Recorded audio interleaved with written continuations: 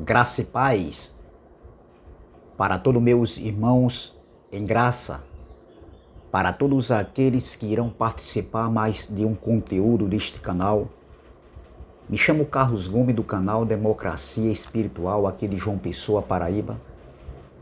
Agradeço a Deus pelos novos inscritos, sejam todos bem-vindos. Agradeço a Deus por aqueles ainda que não se inscreveram, que só fazem assistirem o conteúdo desse canal. Mas eu peço por gentileza, por favor, que se inscrevam no canal Democracia Espiritual. Deixe seu like, que é muito importante para o crescimento do canal. Compartilhe essas mensagens. Deixe seus comentários e vamos que vamos. Eu quero trazer uma reflexão para nossos dias, que tem como tema não deixando de congregar. Essa palavra aqui que se encontra em Hebreus, essa palavra não foi para os nossos dias. Isso aqui, Paulo, que acredito eu que foi o autor de Hebreus, da carta aos Hebreus, isso aqui ele não estava, entendeu? Nos orientando, nos exortando com relação a não deixar de congregar. Essa carta não foi escrita para os nossos dias, não foi escrita para nós, a igreja do século XXI. Essa carta foi escrita aos Hebreus. A gente já vê logo para quem foi escrito essa carta. Essa carta foi escrita, para os Hebreus ali no século I, antes da parousia, antes da vinda do Filho do Homem que aconteceu no ano 70. Com a destruição do templo, o estabelecimento do novo pacto e o estabelecimento do reino de Deus. Outro ponto que deve ser observado é que essa carta aqui, ela foi escrita entre o ano 67 e 68, ou seja, no ano 68, meu irmão. Ali no primeiro século, essa carta não foi direcionada para nós hoje, do século XXI, mas para os irmãos, os hebreus do século I. Então veja, vamos ler aqui o Hebreus capítulo de número 10, versículo 25, diz assim, ó: não deixando a nossa congregação. Essa nossa congregação aqui não está falando para nós. Eram eles lá, eram aqueles irmãos, os hebreus do primeiro século. Não deixando a nossa congregação, como é costume de alguns. Alguns estavam fazendo isso, deixando a congregação. Mas a gente vai aprender o que é aqui a congregação. Veja-me, preste atenção. Como é costume de alguns, antes admoestando-nos uns aos outros, e tanto mais, quanto verdes que se vai aproximando aquele dia. Que dia era esse aí? A grande tribulação. A vinda do Filho do Homem, que aconteceu em 70. A parousia, meu irmão. Os dias estavam se aproximando. Então, o sistema religioso, eles pegam esse texto aqui, essa passagem de Hebreus, e diz, olha, nós não podemos deixar de congregar, como tem muitos aí que já deixaram, já diminuíram os passos, já perderam o primeiro amor, já não evangeliza mais, já não faz mais visita, já não está mais aqui no templo se reunindo para ouvir a palavra. Ora, para ouvir a palavra é em qualquer lugar, para adorar, a adoração ao Pai dos Espíritos é no Espírito, servir a Deus é no Espírito, a palavra, entendeu? É um pacto para o Espírito, o Evangelho da Graça. Aqui não está falando isso aqui de maneira nenhuma para nós, para nossos dias. Então, veja que os dias estavam se aproximando. Aqui veja bem, a primeira coisa que nós devemos entender, que a reunião aqui, deixar de congregar, era espiritualmente falando, entendeu? Era uma reunião, era um culto racional. O próprio Jesus profetizou a queda do templo. Paulo, quando escreveu essa carta aqui, Jesus falou da queda do templo. Quando Paulo falou aqui, escrevendo aos irmãos, aos hebreus, perdão, entendeu? Então Paulo estava chamando a atenção deles pelos sacrifícios que eles faziam dentro do templo. Nesse período aqui da carta, o templo ainda estava de pé. o templo que era o maior símbolo dos judeus, entendeu? Então eles estavam ali fazendo as práticas cerimoniais do dia a dia, abluções, né? O lava-pé, o batismo, sacrifícios de animais. O sacerdote levítico ainda estava em vigor, a lei física ainda estava em vigor, os dois pactos se cruzavam, entendeu? Então os dízimos eram levados à casa do tesouro. Então Paulo chamava a atenção justamente daqueles irmãos para deixarem as tais práticas, porque, entendeu? Se mudasse o sacerdócio como mudou, mudava-se também a lei, ou seja, as práticas da lei. Então, presta atenção, não deixando a nossa congregação, eles lá, era eles lá, não é nós, essa nossa aqui não se refere para nossos dias, não deixando a nossa congregação, como é costume de alguns, antes admoestando-nos uns aos outros, e tanto mais, quando vedes que se vai aproximando aquele dia. Então, era para que eles continuassem juntos, entendeu? No mesmo espírito, na mesma doutrina. O primeiro ponto que a gente deve observar aqui era no sentido de doutrina, não deixando a nossa congregação, entendeu? Está no mesmo espírito ali, naquilo que eles haviam já aprendido, e não voltar mais aos rudimentos de obras mortas, entendeu? De batismo, de abluções, do cerimonialismo. Outra coisa aqui é não deixando como é que se diz? Não deixando a nossa congregação, como estava sendo o costume de alguns, era no sentido ali de estar junto, dando força um para os outros, porque o dia se aproximava, o dia estava próximo, o dia, os sinais eram visíveis, as perseguições, o Império Romano naquela perseguição que não parava, entendeu? Outra coisa também, existia outras doutrinas, o gnosticismo, existia o ascetismo, o misticismo, entendeu? O próprio judaísmo estava ali, impregnado, porque os dois pactos estavam se cruzando. Então era no sentido espiritual, no sentido de doutrina, no sentido dos irmãos estarem juntos uns com os outros, dando força um para os outros, porque os dias estavam se aproximando. Olha o que o texto diz, olha, veja, quanto vedes que se vai aproximando aquele dia, o dia estava próximo, entendeu? Então aquele dia que estava se aproximando não é para 20 séculos depois, 2000 anos depois, como diz o sistema religioso, diz que Jesus está voltando, eles não aprenderam, não entenderam nada, então isso aqui não foi escrito para nós. Os dias que estavam se aproximando não faz parte da nossa vida aqui, dos nossos dias. Os últimos dias não faz parte da nossa vida. Pelo contrário.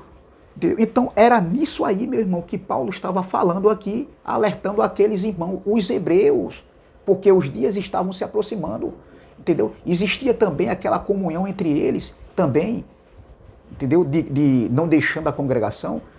Eles vendiam os seus bens, eles dividiam, entendeu? Entre si. Então era uma reunião deles que eles tinham também em suas casas, para ouvir a palavra, para estar ali em comunhão, dando força um para o outro. Era nesse sentido também, entendeu? Então Paulo estava alertando eles, para que eles não voltassem atrás, no sentido de doutrina, de ensinamento, que eles já haviam aprendido, entendeu? Mas como eles eram religiosos, muitos estavam ainda fazendo as mesmas práticas dentro do templo. Se Paulo aqui estivesse falando com relação para os dias de hoje também, para que a gente tem que estar, para que a gente deveríamos estar, ou seja, para que a gente devesse estar, fosse obrigação, fosse um mandamento, está dentro de uma congregação de 4 paredes, entendeu? Dentro de um lugar de 4 paredes. Se fosse isso, Paulo estaria indo contra as palavras de Jesus.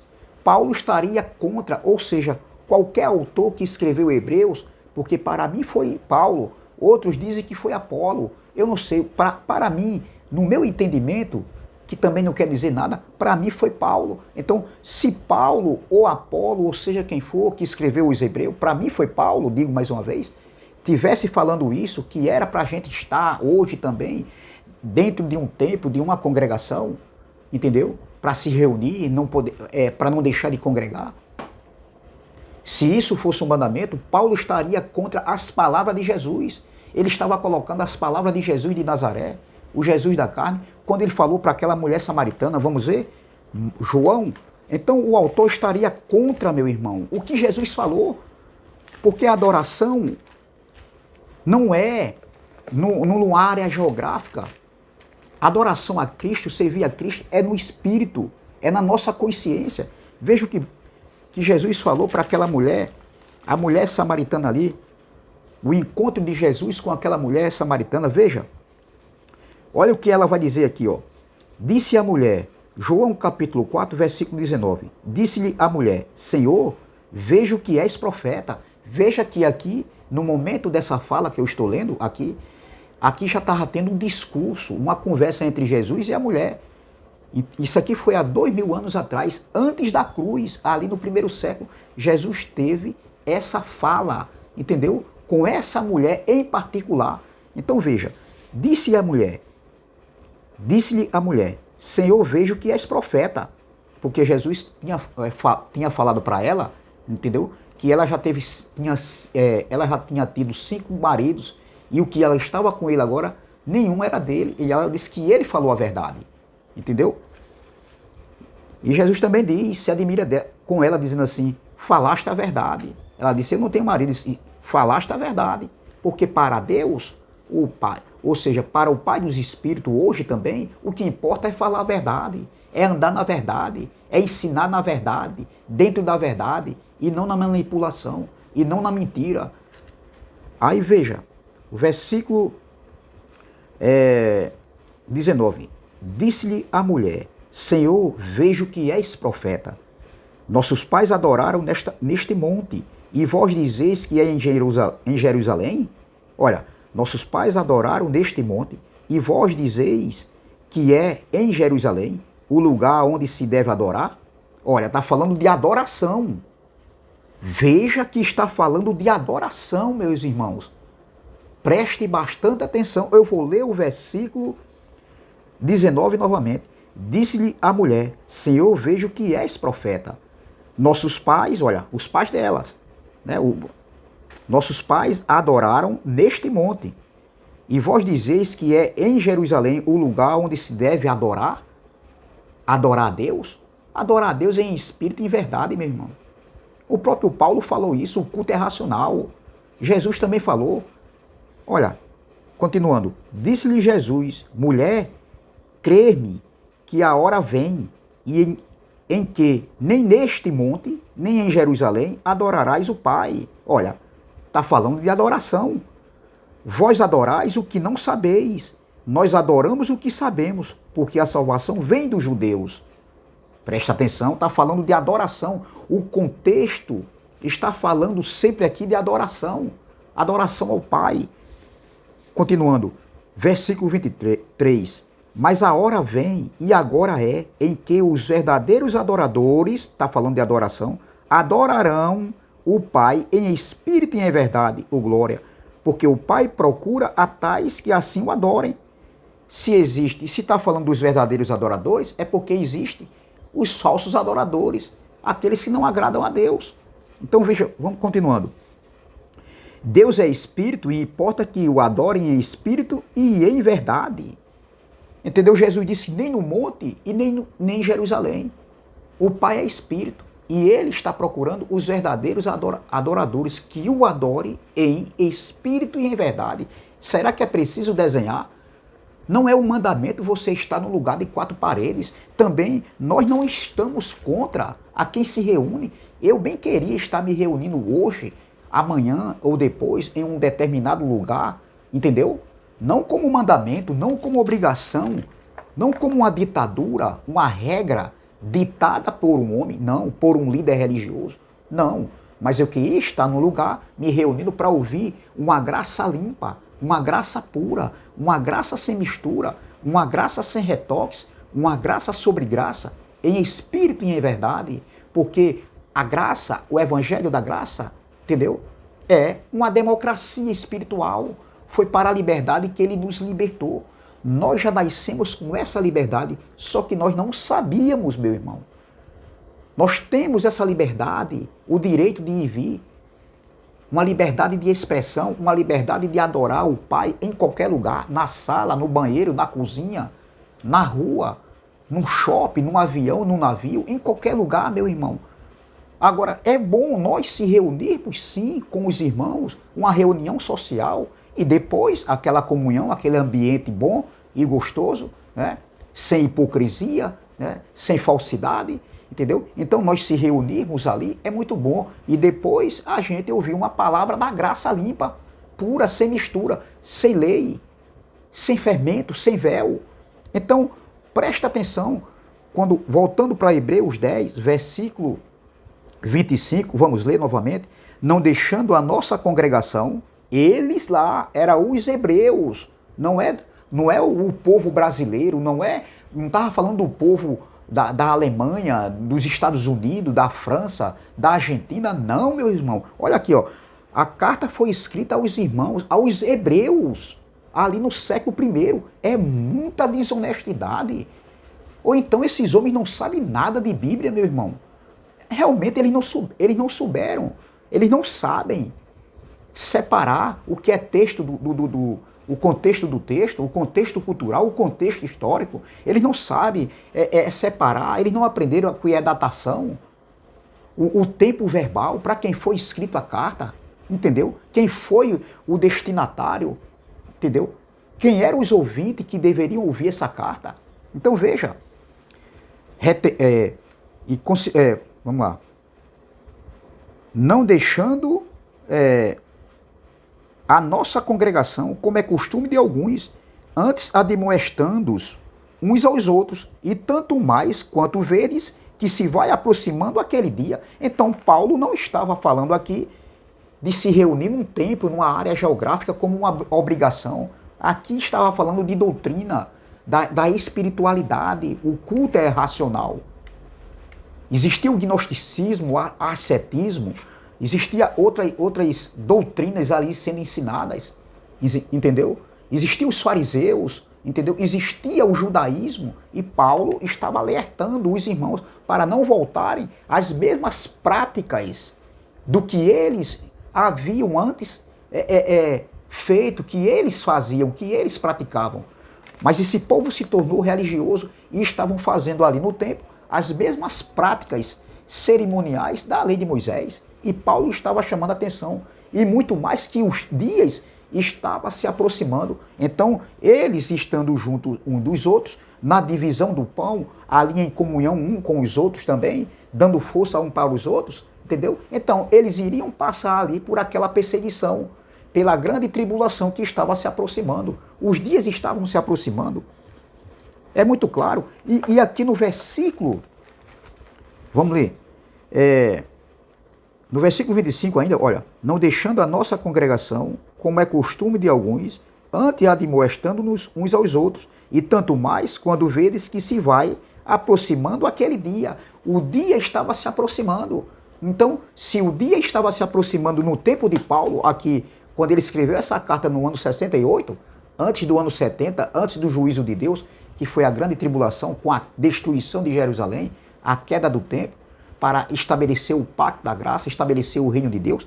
Se aqui, no tempo de Paulo, da escrita, os dias estavam se aproximando, aquele dia estava se aproximando, entendeu? Então, se isso não aconteceu, cadê os irmãos, os hebreus? Cadê esses irmãos aqui? Onde é que eles estão? Paulo não estava falando disso aqui para 2000 anos depois. Era para os hebreus daquele século ali, o século I, aquela geração contemporânea de Jesus. Será que é preciso desenhar? Se o texto está escrito aqui, ó, quanto vedes que se vai aproximando aquele dia estava se aproximando, não é para 2000 anos depois, 20 séculos depois. Meu irmão, é ser desonesto com a palavra de Deus, com o entendimento, entendeu?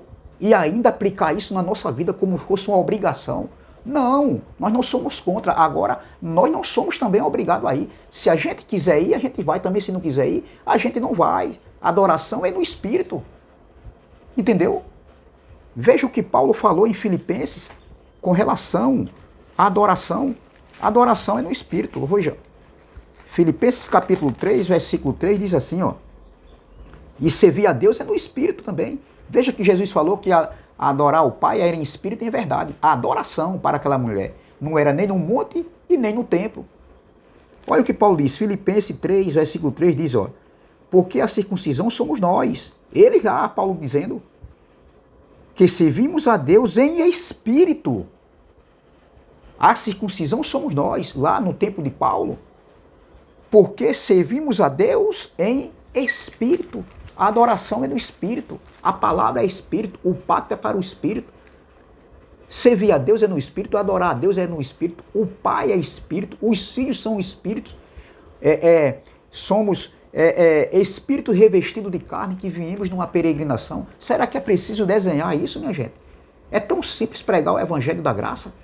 É tão simples falar essas verdades.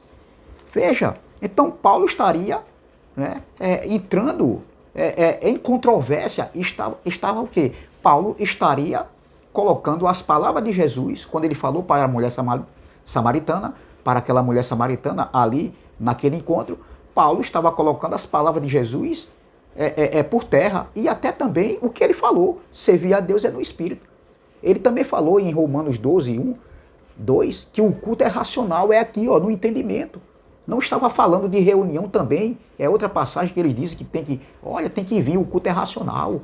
Não, até porque quando Paulo escreveu os Romanos no ano 58, ali, entendeu? Ali não era templo porque eles se reuniam em suas casas, entendeu?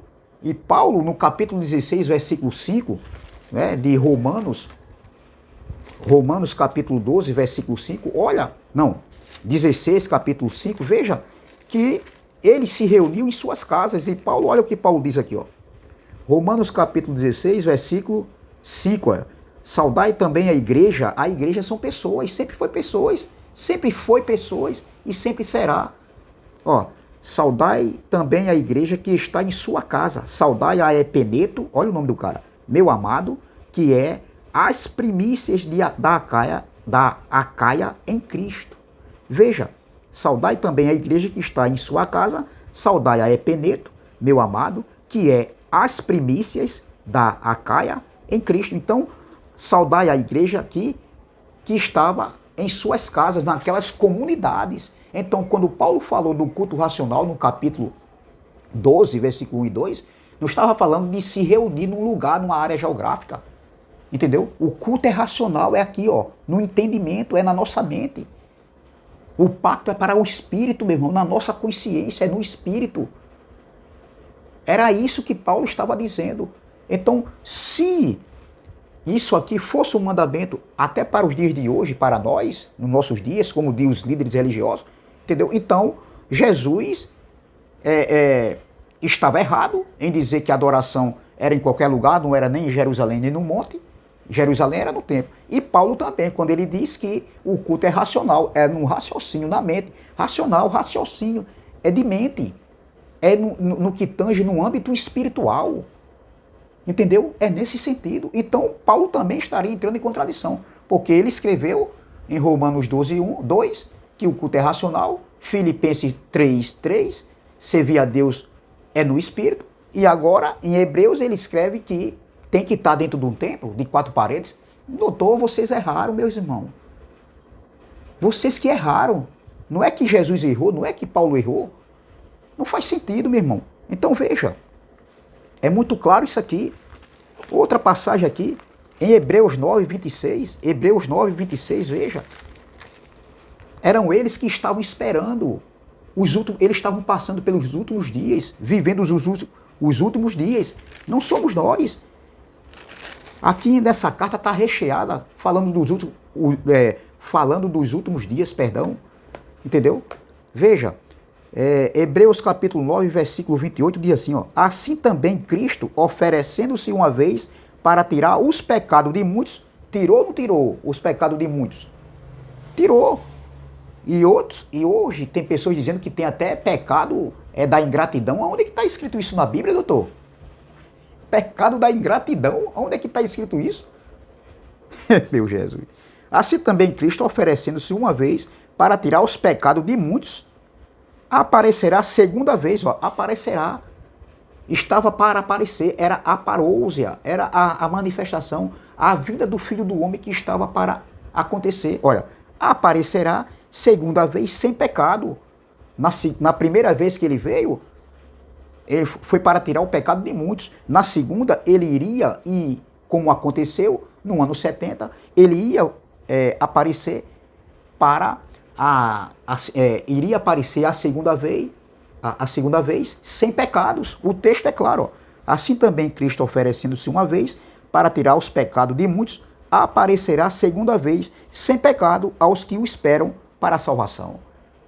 Aqueles que esperavam, aguardavam a salvação sotéria, ou seja, aqueles que estavam aguardando ali a redenção completa.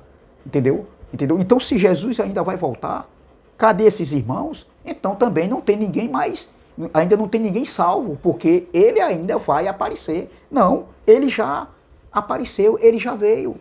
Ele veio num corpo glorificado, ele veio em juízo, meu irmão. É muito claro isso aqui. Era os hebreus, Paulo estava escrevendo isso aqui para os hebreus, ali do primeiro século. Outra passagem aqui, em Hebreus capítulo 1, veja, Hebreus capítulo número 1, Paulo escrevendo aos hebreus, isso aqui não tem nada a ver para nós. Olha, versículo 1, olha, Paulo nessa carta ele fala que o Filho de Deus, entendeu?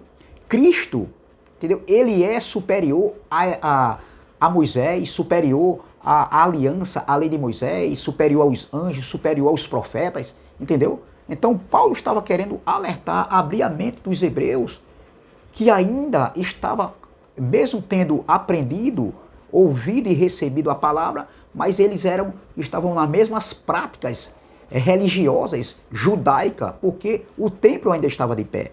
Olha, Hebreus capítulo 1, versículo 1. Havendo Deus antigamente falado muitas vezes e de muitas maneiras aos pais pelos profetas, a nós, esse nós aqui, era eles lá, não está se referindo para nós. A nós, Paulo se inclui também, porque Paulo ainda estava vivo.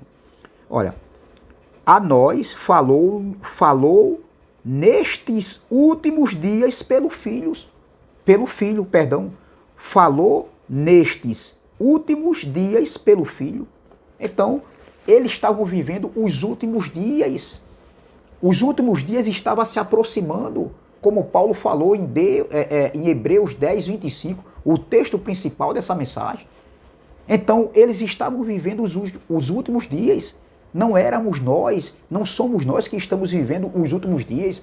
Nós estamos vivendo o reino de Deus que está dentro de cada um de nós, que foi estabelecido no ano 70, na segunda manifestação da vinda do Filho do Homem.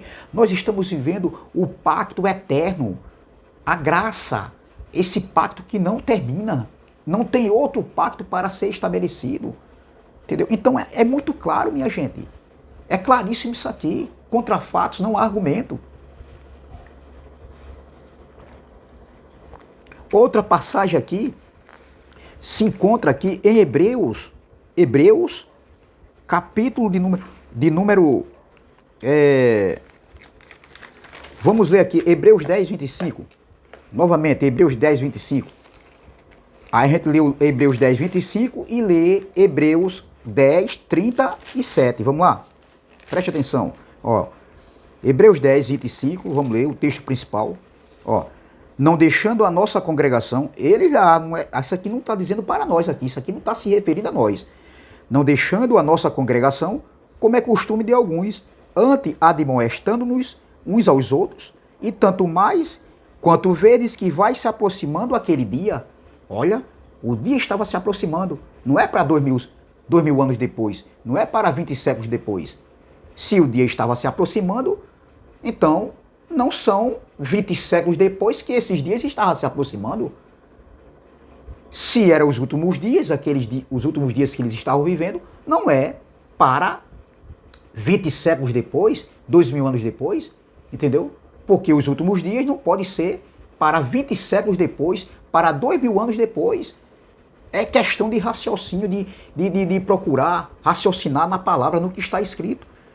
Entendeu? Então veja, retenhamos firme a confissão da nossa esperança, porque versículo 25, não deixando a nossa congregação, como é costume de alguns, antes admoestando-nos uns aos outros, e tanto mais quanto vedes que se vai aproximando aquele dia.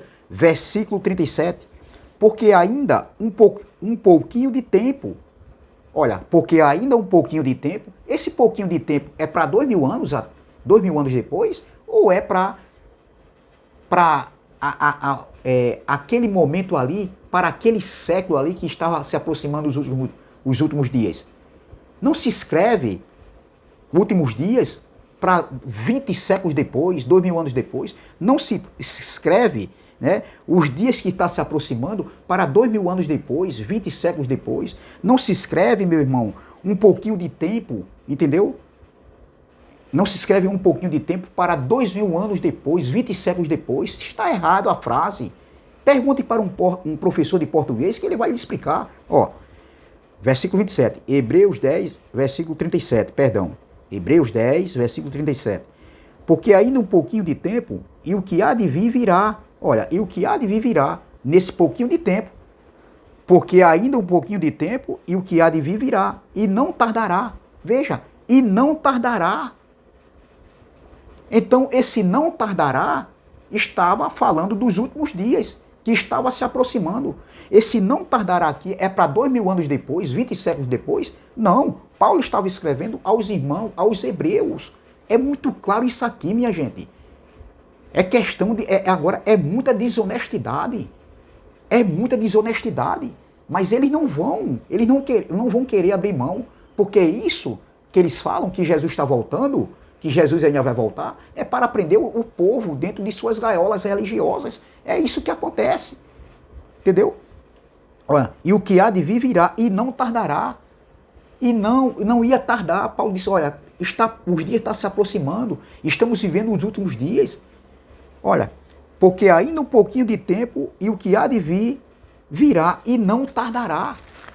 É muito claro, Paulo estava escrevendo aos irmãos, aos hebreus, e não isso aqui não foi direcionado para nós. Outra passagem aqui, Hebreus capítulo 8, versículo 13, Hebreus capítulo de número 8, versículo de número 13, diz assim, ó, Paulo falando das duas alianças. Então, a aliança, a lei que era a sombra, estava perto de acabar. E foi justamente na vinda da vinda do Filho do Homem. Não foi para destruir o mundo cosmo, mas foi para uma mudança pactual e onde também o reino foi estabelecido. Então, a velha aliança, aquela que caducou, que era a sombra, a lei de Moisés, estava prestes de acabar. Vamos ver? Hebreus capítulo 8, versículo 13, diz assim, ó, dizendo nova aliança.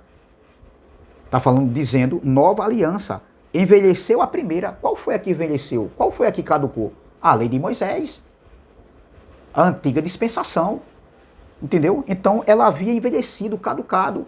Então, veja, presta atenção. Ora, o que foi tornado velho, a velha aliança, a lei de Moisés que caducou, que era a sombra, tá entendendo? Tá entendendo? Ora, o que foi tornado velho e se envelhece, perto está de acabar. O que era que estava perto de acabar? A lei de Moisés, na sua totalidade. Porque mesmo Cristo morrendo na cruz, a lei física continuou. Os pactos se cruzavam. Os hebreus, os judeus, eles ofereciam sacrifícios de animais ali no templo. O sacerdote levítico ainda estava em vigor. Entendeu? Os dízimos eram levados à casa do Senhor. Então veja, esse perto está de acabar é para 2000 anos? É para 20 séculos depois? Não. Aqui não estava também falando de destruição de templo. Porque em Eclesiastes 1, versículo 4, diz que uma geração vai, outra geração vem, e a terra permanece para sempre. Então aqui não estava falando, não estava falando de destruição do mundo cosmo, não estava falando de destruir a geração. Toda geração vai passar, uma geração vai, outra geração vem, mas a terra permanece para sempre. Então a vinda do Filho do Homem, que estava perto de acabar, era realmente uma mudança pactual, uma mudança de pacto, onde aconteceu ali Também a ressurreição, entendeu? A ressurreição dos mortos, entendeu? E os que ficaram vivos, entendeu? Ficaram num corpo habilitado, espiritualmente falando, que quando o corpo tombasse, seria também automaticamente voltado para o lugar de onde os espíritos, os filhos de Deus vieram e se revestiram nessa carne aqui, num corpo de carne e sangue. Então, quando o corpo tombar, aqueles ali, depois de 70, ficariam com o corpo habilitado, que quando morresse também, voltava. Porque o pó é que volta para o pó, para a terra, e o espírito é que volta para Deus. Então, veja, perto está de acabar. O que era que estava perto de acabar? O que acabou em 70? Na segunda manifestação da vinda do Filho do Homem? Foi a lei de Moisés e o estabelecimento do Pacto da Graça. Estão dizendo aí que estamos no Evangelho Eterno e que nós que estamos pregando o que Paulo pregou, entendeu? Claro que a gente tem que saber separar algumas coisas que Paulo pregou, porque a gente está em outro contexto. Eles dizem que estão no Evangelho Eterno. Que é Evangelho Eterno? Me mostra o conteúdo para você pregar o Evangelho Eterno. Evangelho Eterno, meu irmão, Evangelho Eterno é a graça de Deus, o pacto para o Espírito. Entendeu? Não tem nada a ver de outro evangelho. Se tiver o Evangelho Eterno, assim seria o terceiro evangelho. E isso não fala disso aí. A graça não acabou. O tempo da graça não acabou não, meu irmão. Continua. Entendeu? Então veja, o que estava perto de acabar era a lei de Moisés, que envelheceu, que caducou. Então é essa palavra aqui. Deixar de congregar não foi para nós. Nós podemos se reunir, sim, no que tange à espiritualidade, à doutrina do Evangelho da Graça, se reunir, né, entre os irmãos ali, ouvir uma palavra boa da graça, entendeu? Um Evangelho eterno, entendeu? O Evangelho da Graça, um pacto para o entendimento, e ali fazer um lanche e conversar, botar as conversas em dias, isso sim é uma reunião social, mas dizer que você é obrigado a ir para um templo de 4 paredes, como eles dizem aí, é mentira, isso é desonestidade, porque eles querem prender as pessoas lá nesse lugar. Então é essa palavra que eu quero deixo para meus irmãos. Se inscreva no canal também do irmão André Palhares, canal MDCG, amém? Graça e paz, graça eterna. Se inscreva no meu canal também, canal Democracia Espiritual. Deixe seu like, compartilhe essa mensagem e vamos que vamos, amém? Até a próxima, se Deus assim o permitir.